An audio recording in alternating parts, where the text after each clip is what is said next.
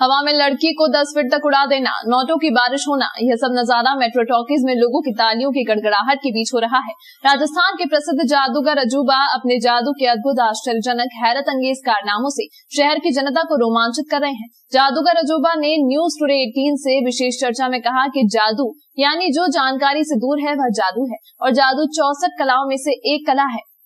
वर्तमान में कुछ गिने चुने जादूगर ही इस कला को जीवित रखे हुए हैं। हमारी सरकार से मांग है कि जादू को पाठ्यक्रम में शामिल किया जाए। हम अपनी कला के जरिए लोगों का अंधविश्वास दूर करते हैं, बेटी बचाओ बेटी पढ़ाओ का संदेश देते हैं। समय के साथ अपना अस्तित्व बचाए रखने के लिए हमें बहुत मेहनत के साथ नए नए प्रयोग करना पड़ते हैं। जादूगर अजूबा का कहना है कि इस कला को जीवित रखने के लिए हर प्रदेश में जादूगर एकेडमी होनी चाहिए। उज्जैन में 25 लोगों की टीम लेकर आए जादूगर अजूबा कहते हैं कि जादूगर का शो करना बहुत ही खर्चीला काम है। इसके सारे उपकरण, लाइट, पर्दे आदि बहुत ही महंगे हैं। जादू सर 64 कलाओं, प्रचंतम 64 कलाओं में से जादू एक कला है जो आज कुछ गिने चुने जादूगर हैं जो इसे जीवित रखे हुए हैं। जादू सर एक ऐसा विद्या है कि जानकारी से दूर वो जादू है सर।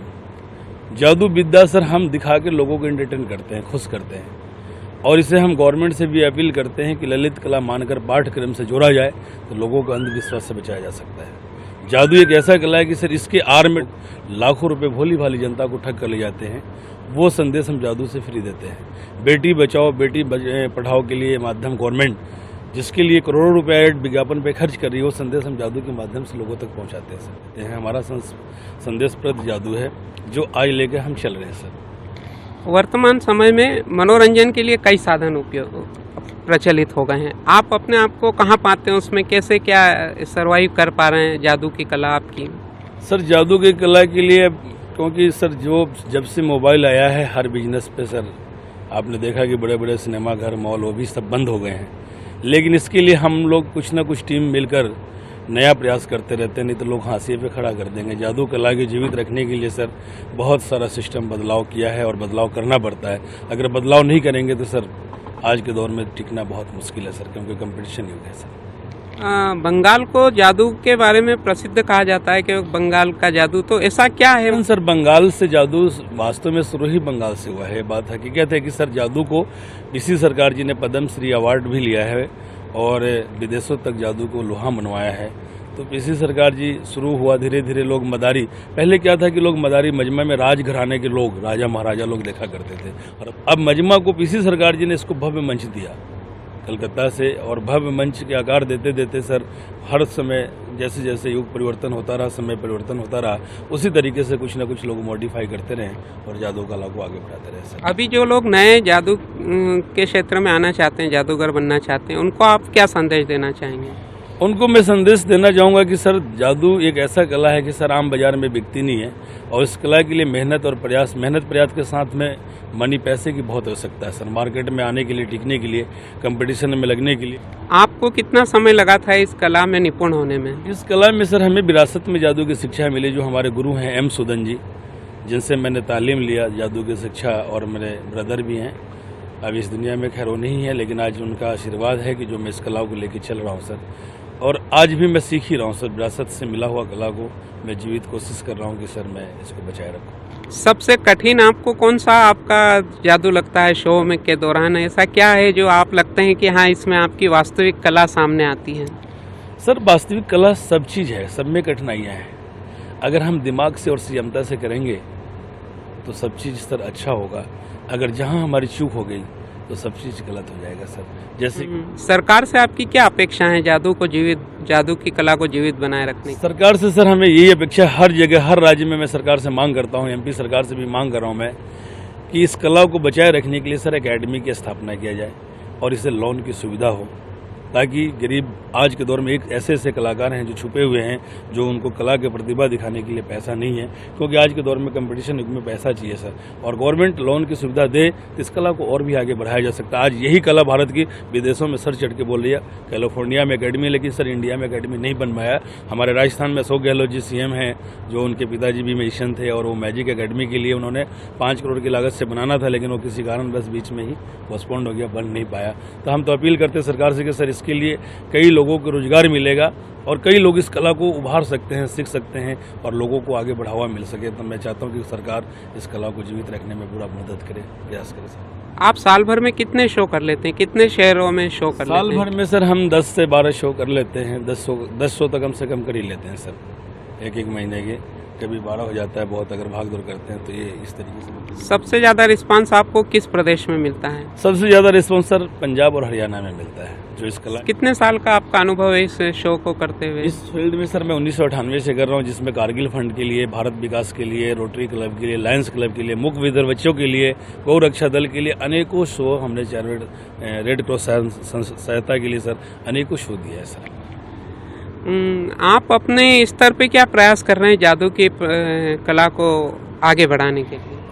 मैं स्तर पे सर, अपने स्तर पे प्रयास ये कर रहा हूँ कि सर आज तक मैं लगा हूँ और मेरे साथ में 20-25 लोगों की टीम जुड़ा हुआ है। उनको मैं लेके चल रहा हूँ, पढ़े लिखे शिक्षित बेरोजगार हैं, उन्हें मैं जोड़ के चल रहा हूँ सर। उनका परिवार चल रहा है, घर चल रहा है। किसी को आप सिखा भी रहे हैं, गुरु भी हैं किसी के? मैं सिखाया हूँ सर, बहुत सारे लोग हैं मेरे शिष्य हैं जो कर रहे हैं सीखकर और आज अपने दम पे खड़े हैं, मुकाम पे सर। शो कितने लोगों का स्टाफ है आपका? अभी सर यहाँ पे 25 से 30 लोगों का टीम है। एक साल में कितना खर्चा हो जाता है आपका लगभग? सर क्या बताएं, इसका तो कोई लिमिट अंदाजा नहीं है कि खर्चा मैंने कहें भाई लाखों रुपए खर्चा हो जाता है। यहाँ की किराया है आप लगा लें, बाकी सर स्टाफ की पेमेंट है, 25-30 लोगों के खाना है, भाड़ा है, आने जाने की है, पोस्टर है, पब्लिसिटी है, अन्य दुनिया भर के खर्चे हो जाते हैं सर। इनकम बाद की बात है, खर्चा पहले होता है सर। सरकार की तरफ से कोई सहायता है? सरकार की तरफ से अभी तक सर कोई सहायता नहीं मिल रहा है। मैं तो ये अपील कर रहा हूँ कि सरकार अगर सहायता दे तो इस कला को जीवित रखा जा सके। और मैं अपील करूँगा कि ज़रूर से ज़रूर अगर हमारी आवाज़ को सुन रहे हैं तो इस जादू कला को बचाने में बढ़ सकते हैं। अब नाम जो है नवल सिंह राणा है, मैं राजपूत परिवार से हूँ और इस कला को प्रति समर्पण हूँ, चल रहा हूँ मैं। मेरे वाइफ हैं पिंकी राणा और 2 बेटा है, 1 बेटी है सर। कैसे सोचा आपने इस क्षेत्र में आने का?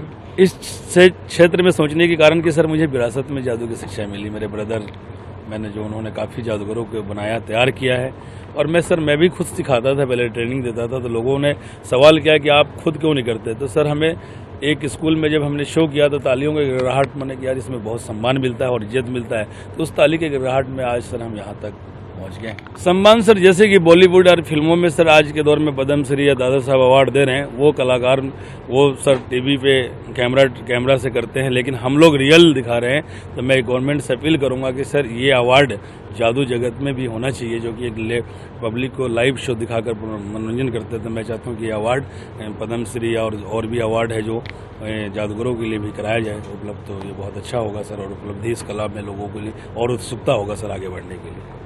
उज्जैन में जनता को आपका शो का कौन सा आइटम पसंद आ रहा है? उज्जैन में सर जनता को हमारा शो सारा ही पसंद आ रहा है, सारा सराहनीय है।